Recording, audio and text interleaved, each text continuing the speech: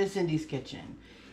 Today we're going to be showing you one of my favorite recipes that I've been making for a couple dozen years now already. It's the Betty Crocker banana nut bread. And it's great to use when you have bananas that are really freckled like this. They need to be pretty speckled to be sweet. And then also, if you like more of recipes like this, please like and subscribe.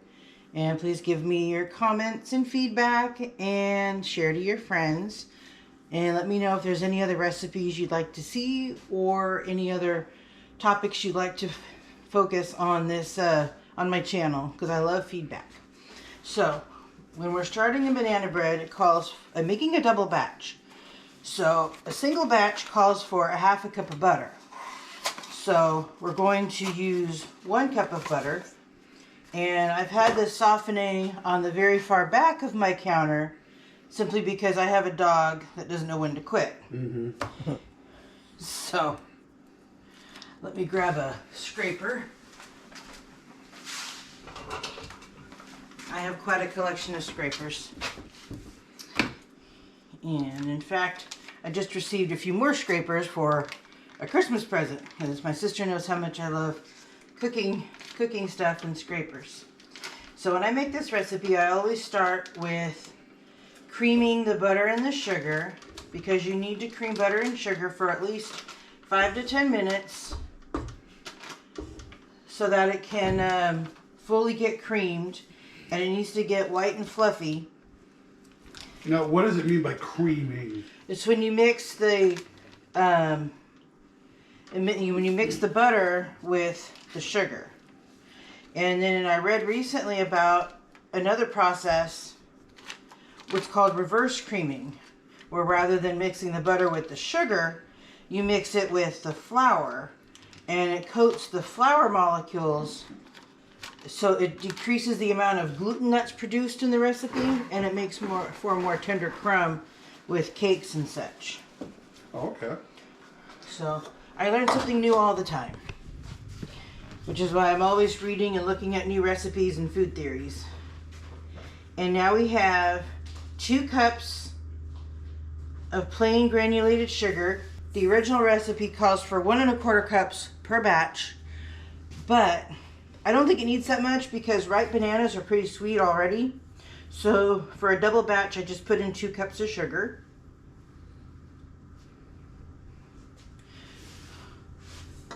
So there's that. And then we're going to do elevator up and then start that creaming. And while that's getting ready, I'm going to start the oven. It needs to get to 350 degrees, and then it'll bake for approximately an hour. And then, so set your timer for an hour, and then just check on it periodically, because if you smell that it's almost done, go check on it, because oven temperatures can vary slightly and you don't want to burn your bread. So let me get the oven going.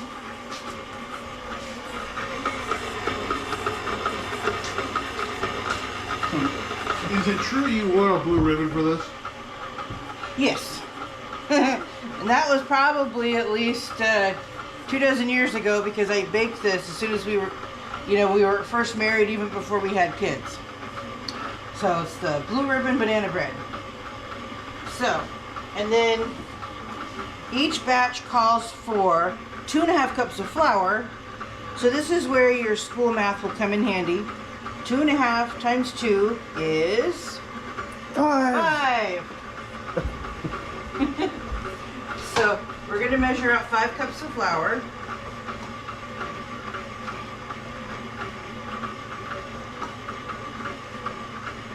Okay, so there we got 5 cups. And then let me check on the creaming of the butter. You need to scrape down your bowl and go to the bottom underneath where the beater is and scrape that around too. Alright, do that. Alright, so that's got to cream for a little bit of time. And now we're going to add 2 teaspoons each salt and baking soda. So, I'm going to do 1, 2 teaspoons of salt, and then 2 teaspoons of baking soda.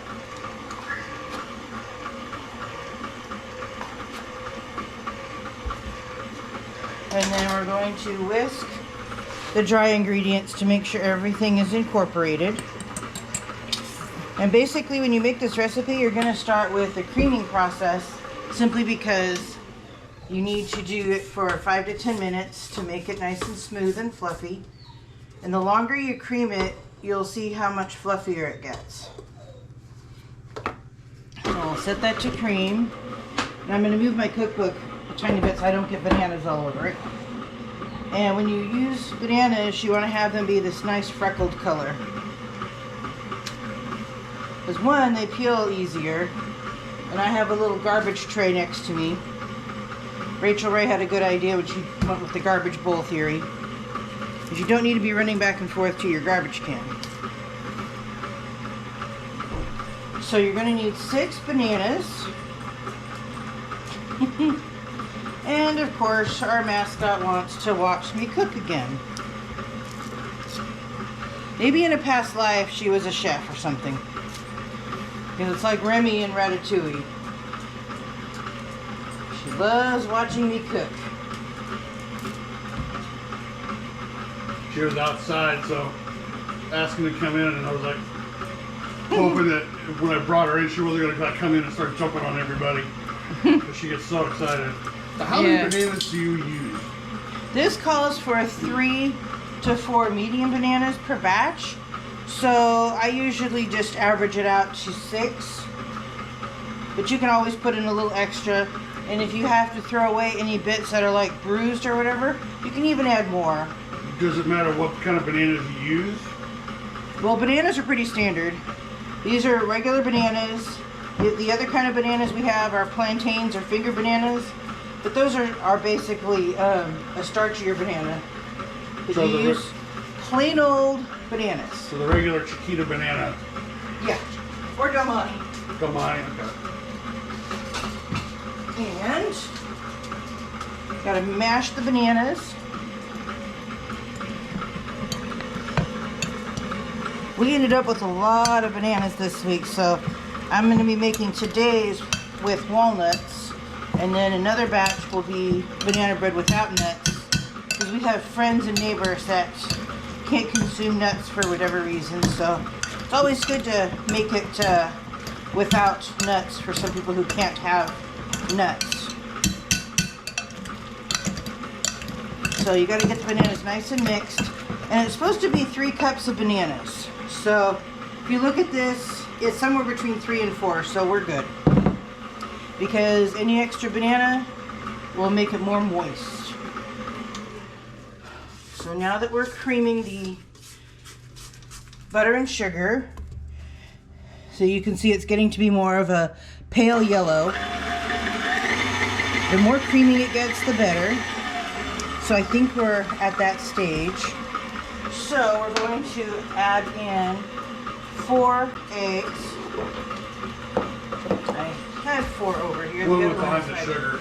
Behind the sugar. Thank you. So I always want to use another vessel to crack eggs into so we don't end up with shells in our mix. So we're going to put in 1. You're putting in one at a time? Eggs one at a time so they can get incorporated. That's just baking theory. Just one at a time, and then always crack into another vessel. So not directly into your ingredients, because if for any reason you get shells, it's much easier to retrieve them out of a separate container than in your batch of dough that you're making. It's easier to prevent problems than to recover from problems. Because if you had a bad egg or a shell get in, you'd have to redo your whole recipe. Why go through that? Just crack it into a separate container. What is a bad egg? You said a bad egg. Well, you can have eggs that are, you know, some spoil if they're really, really old. That seldom happens because we go through eggs too fast, but it can happen. I prefer to do it one at a time into a separate container because you never know what can happen. And then the secret to really good banana bread is buttermilk. And each batch calls for a ½ cup. So for a double batch, it would be 2 times 1/2, which would be 1 cup of buttermilk. So after you cream your butter and sugar together, you're going to add in 2 teaspoons of vanilla, and I'll actually measure it today so you all can watch, but I sometimes just do a short bloop, bloop of vanilla, and that's usually enough. Because once you bake a lot, you know a pretty good guesstimate of what and how much things are. Now, I noticed you put the buttermilk in the same pour with the eggs. Is that okay? If you're going into the same ingredients, you can use the same containers. It saves dishes. So you've never had a problem with it? No, because if the eggs are going into the batter, the buttermilk's going into the batter. So, and now we're going to put in the bananas. So let me go ahead and drop this down and give it a quick stir.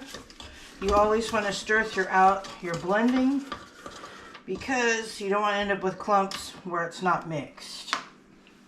So let's do that. And then I'm going to add in the bananas. Yum. That. And this is why it's always good to have extra scrapers. Because you need them a lot when you're baking. That's that.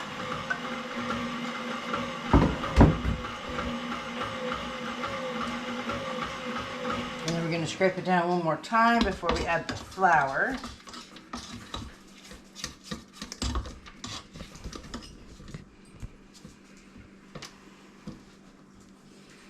Do that.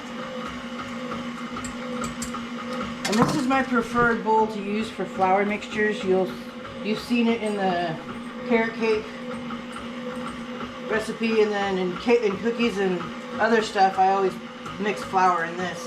I like the fact that it has a little spout, and it has a little thumb handle too. It's easier to grip, and it's just the right size for 5 to 6 cups of flour, which is what double recipes often call for.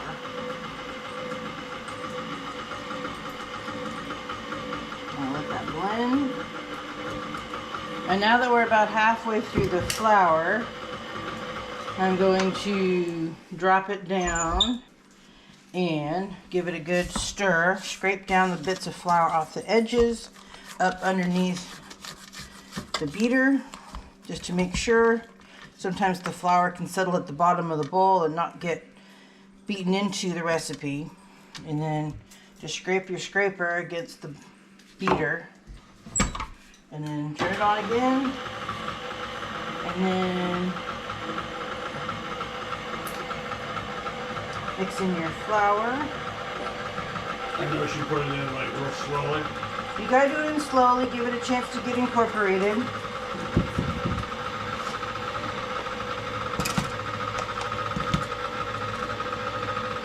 And I'm gonna stir it one more time before I add the walnuts.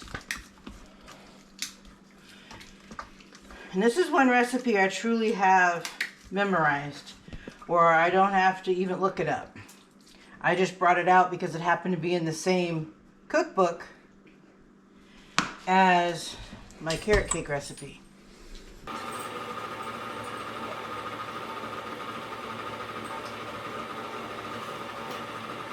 Alright, we have a toddler of a dog that has to chew on stuff.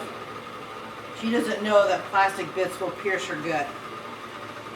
So, now we're going to add in 2 cups of walnuts.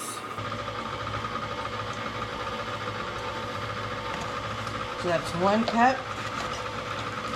And then that's 2 cups. So, that's the dough for the banana bread. And I'm going to get the pans greased while we let that blend for just a minute. And once your dough is done blending, drop the bowl down. And if you spin it slowly, a lot of the batter will fall off the beater into the bowl below. So I'm just going to give it one last stir. Scrape off the scraper. Spin it out real quick. And then take the beater out and move this a little bit. That is a very heavy mixer. It weighs about 20 pounds.